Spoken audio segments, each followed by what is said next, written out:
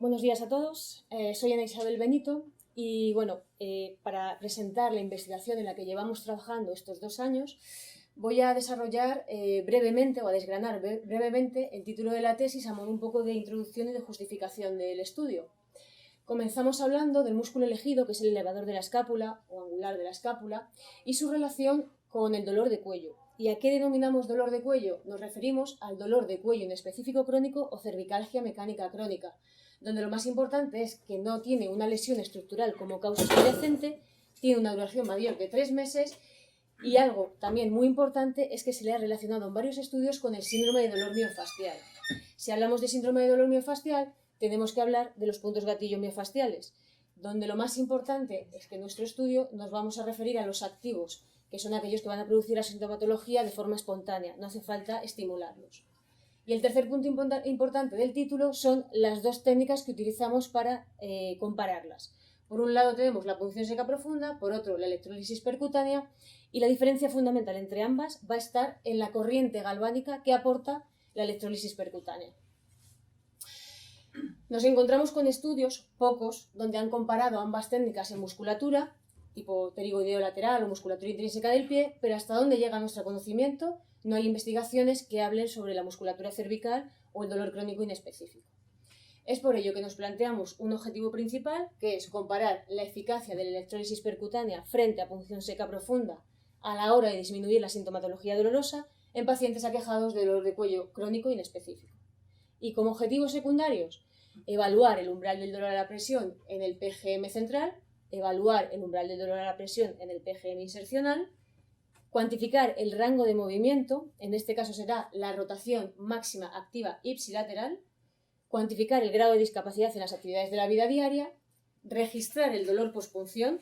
Todo ello lo vamos a realizar antes, inmediatamente posterior, a las 72 horas y a los 14 días de tratamiento. Y por último, registrar el dolor percibido durante la técnica, que este también es un punto importante. Pues se realizó un ensayo clínico aleatorizado, simple ciego, aprobado por el Comité de Ética del Hospital Clínico San Carlos. La recogida de datos tuvo lugar entre septiembre y diciembre del 2021. Todos los participantes firmaron una hoja de información al paciente y un consentimiento informado. 62 fueron los reclutados para el estudio, 54 los que cumplieron los criterios de inclusión y 52 los que lo terminaron, puesto que hubo 2 abandonos debido a que fueron positivos en COVID durante las evaluaciones. ¿Qué criterios de inclusión establecimos? Tener activos los 2 PGMs descritos para el elevador de la escápula, de uno de los 2 lados, un dolor de cuello mayor de 3 meses y un rango de edad entre 18 y 70 años. En cuanto a las variables estudiadas y las mediciones realizadas, previo a la intervención se realiza el marcaje de los PGMs y se pasan 2 escalas visuales numéricas para el dolor, uno para la intensidad del dolor del paciente y otra para la intensidad del dolor postpunción. Se pasa el cuestionario de autoevaluación Northwich-Park, que habla del grado de discapacidad en las AVDs, y se mide el rango de movimiento con un goniómetro analógico, universal. 3 mediciones, se coge la media, exactamente igual que en el umbral del dolor a la presión en los 2 PGMs. Con un algómetro, 3 mediciones y se coge la media. Inmediatamente posintervención, mismas mediciones y se une una escala visual numérica para el dolor más. En este caso, el paciente debe registrar cuánto dolor ha padecido durante la técnica. A las 72 horas y a los 14 días, exactamente las mismas mediciones que previo a la intervención. ¿Qué protocolos hemos llevado a cabo? Bueno, primero, ambos se han llevado a cabo de forma ecoguiada y ambos parten de varios puntos en común. El primero, las medidas de prevención del COVID debido a la época en la que se llevó a cabo. Mascarillas obligatorias, ventilación de la sala, desinfección.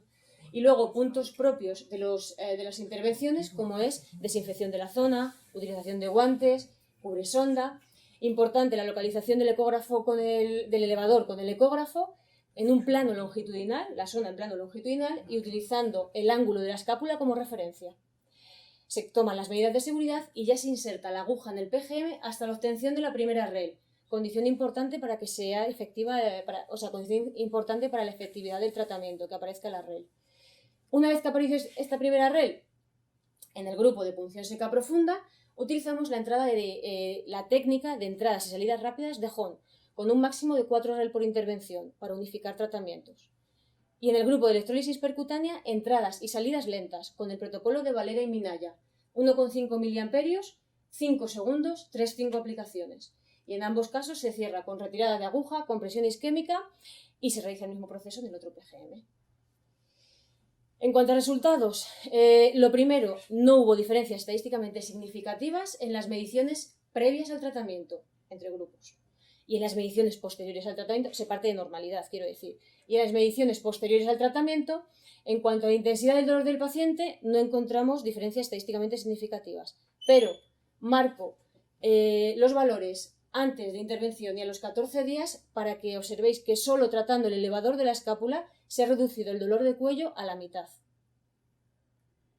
Tampoco hubo diferencias estadísticamente significativas en las mediciones posteriores en el umbral de dolor a la presión del PGM central, tampoco en el PGM insercional y tampoco hubo en la intensidad del dolor postpunción. Todos ellos tenían p-valores mayores de 0,05. Donde sí que encontramos datos estadísticamente significativos es en el rango de movimiento, tanto inmediatamente posterior al tratamiento como a las 72 horas. En este caso, en favor del grupo de electrólisis percutánea, consiguió mayor ganancia de rango. En el cuestionario Norwood-Park encontramos también diferencias estadísticamente significativas, en este caso en el grupo de punción seca, y solo inmediatamente post-tratamiento. Los valores se normalizaron, se igualaron, quiero decir, a las 72 horas y a los 14 días. Y por último, resultados estadísticamente significativos en la intensidad del dolor percibido en favor del grupo de punción seca, puesto que salieron valores más elevados, hay diferencia además, en el grupo de electrolisis percutánea. Por último, leo rápidamente las conclusiones, un poco resumen de lo que he comentado. Ambas técnicas no presentan diferencias estadísticamente significativas en la escala visual numérica del dolor, en el dolor propio del paciente en ninguna de las mediciones, inmediatamente después a las 72 horas y a los 14 días del tratamiento. Ambas técnicas tampoco presentan diferencias estadísticamente significativas en el umbral del dolor a la presión del PGM central, en ninguna de las mediciones, ni después de la intervención, ni a las 72 horas ni a los 14 días. Tampoco presentan diferencias estadísticamente significativas en el UDP del PGM insercional, ni inmediatamente después, ni a las 72 horas, ni a los 14 días, y tampoco en el dolor postpunción. Y donde sí que hubo diferencias, como hemos comentado, es cuando se estudia el rango de movimiento, inmediatamente post-intervención y a las 72 horas en favor del grupo de electrólisis, mostrando mayor aumento de movimiento que el grupo de punción seca. No se mostraron a los 14 días estas diferencias. También hubo diferencias estadísticamente significativas cuando se estudia el Norwood-Park Questionnaire, inmediatamente post-intervención, a favor del grupo de punción seca, mostrando mayor mejoría con menor porcentaje de discapacidad que el grupo de electrólisis. Estas diferencias ya no se mostraban a las 72 horas ni a los 14 días.